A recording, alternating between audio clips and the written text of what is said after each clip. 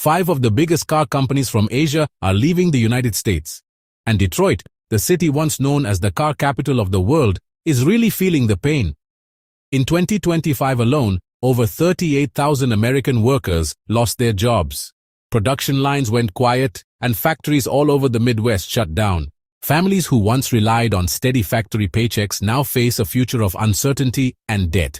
The economic pain is just as bad for regular folks buying cars. New car prices have jumped $5,000 to $10,000, leaving millions of Americans with no choice but to flood the used car market, where even cars that are 10 years old are now selling for way too much money. Meanwhile, north of the border, Canada is quietly making a lot of money.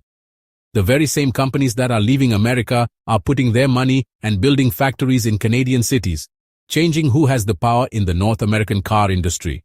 So the question just has to be asked. Why would 5 big car companies turn their backs on what used to be the most profitable car market in the world? And at the heart of this big move, one name really stands out. The car maker that once ruled American roads like no other. For many years, it was the best-selling foreign brand in the U.S., a sign of how dependable and trusted it was. But then, in 2025, this very big company became the main one, hurt by Trump's 25% tax on imported goods. The numbers tell a story of decline. Projected losses are set to hit almost $19 billion in a single fiscal year, a figure that wipes out years of growth all at once. The company's ambitious electric vehicle expansion, once hailed as the future of its North American strategy, has been choked off. Supply chains that stretched across continents are now tangled by tariffs, delays, and sky-high costs. On the ground, the consequences are immediate. Market share in the U.S. has started to shrink as customers, shocked by prices, leave dealerships for cheaper used models. What used to be a loyal customer base is quietly disappearing. Now the brand is thinking about an exit strategy. Canada and Europe, with friendlier rules and steady supply chains, suddenly look like safer bets than a U.S. market that once seemed unbeatable. The old king of the road is learning what it means to be stuck in a corner. If Toyota's fall from power shows how big the changes are, Nissan's story shows how deep the financial hurts these policies caused. North America used to be called the golden land within the company, a market where long-term growth seemed sure. But in 2025, that dream turned into a nightmare of record losses. The numbers are shocking. A loss of $5 billion, $300 million in a single year, the biggest in the company's history. This isn't just a bad quarter or a temporary setback. It's a collapse that threatens the very foundation of their North American operations. The retreat has already begun. Production of basic models like the Pathfinder, Murano, and Frontier for the Canadian market has completely stopped, cutting off a flow that once defined the brand's regional identity. Hyundai's struggle shows how Washington's policies hit in 2 ways: the economy and immigration. Unlike its rivals, Hyundai wasn't just hurt by tariffs. It got hit with a double whammy that left both its money situation and its workers in trouble. The money problems came first. In the second quarter of 2025, the company lost $66 million, and its operating profit dropped by 16%. For a brand that had been one of the fastest-growing challengers in the U.S. market, this change was sudden and harsh. But the deeper wound came from outside the balance sheet. At its factory in Georgia, immigration raids led to the arrest of 475 Korean workers, who were key to the company's electric vehicle program. Hyundai's situation showed something bigger than just a corporate struggle. It showed how policy mistakes can break industries, destabilize communities, and even shake up alliances between nations. For Subaru, the American market wasn't just important, it was everything. More than 70% of its global sales came from the U.S., a level of dependence unmatched by any other car manufacturer. For years, this dependence seemed like a strength, giving Subaru steady growth and a loyal customer base. But when tariffs hit, that single pillar of support started to crack under the weight. Projections now suggest the company could lose up to $2.5 billion in the 2026 fiscal year, a staggering amount for a brand Subaru's size. What makes the blow especially painful is the nature of their customers.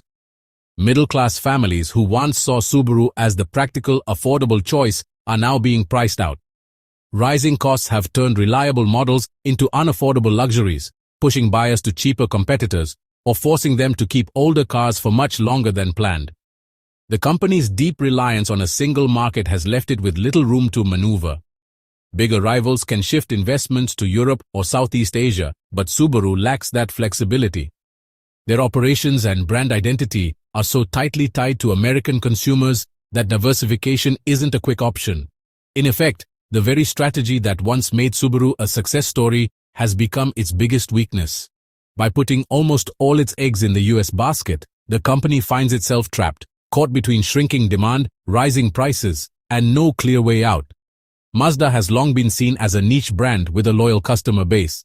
But in 2025, that loyalty couldn't protect it from the storm. What once seemed like a modest shield quickly turned into a weakness. The damage started south of the border. Exports from Mexico to the US, once a vital artery for Mazda's supply chain, dropped 54% in just 4 months. For months, the talk about tariffs has been all about company profits and changing global supply chains. But honestly, the biggest problems landed right on the shoulders of American families. By 2025, walking into a car dealership felt like stepping into a whole different economic world. Price tags that used to mean years of steady savings suddenly shot up, with new vehicles costing anywhere from $5,000 to $10,000 more than just a year before. Even models made right here in the United States, long thought to be safe from trade fights, weren't spared, going up another $3,000 on average. The shock didn't stop at the dealership. Getting a car loan became its own battle as lenders adjusted to match the higher prices. For the first time in decades, a reliable used car became just as much of a luxury as a new one, squeezing low and middle-income families who had nowhere to turn. Meanwhile, the factory towns that supplied the industry are facing a parallel crisis. With factory closures and mass layoffs, entire local economies have crumbled. Restaurants, shops, and schools that depended on a steady flow of auto industry wages found themselves without customers, emptying communities from the inside out. The result is, honestly, a flip of the very promise protectionism was supposed to keep.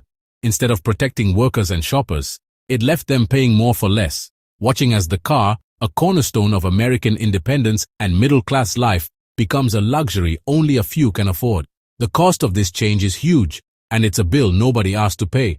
The departure of 5 Japanese and Korean car makers created a big empty space in the United States, and well, Canada is quickly moving to fill it.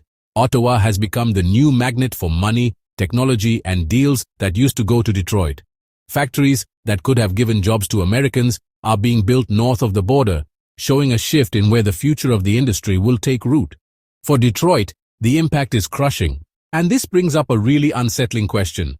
If the car industry can fall apart under the idea of America first, what industry is next to go down? This moment isn't just about cars. It's about a turning point for America's place in the global economy. If foreign car makers no longer see the US as a safe place to build, what does that mean for other industries, from tech to energy to farming, that rely on trust and money from other countries? Could this be the first domino in a much bigger problem? If this video gave you something to think about, please like and subscribe to support more content like this.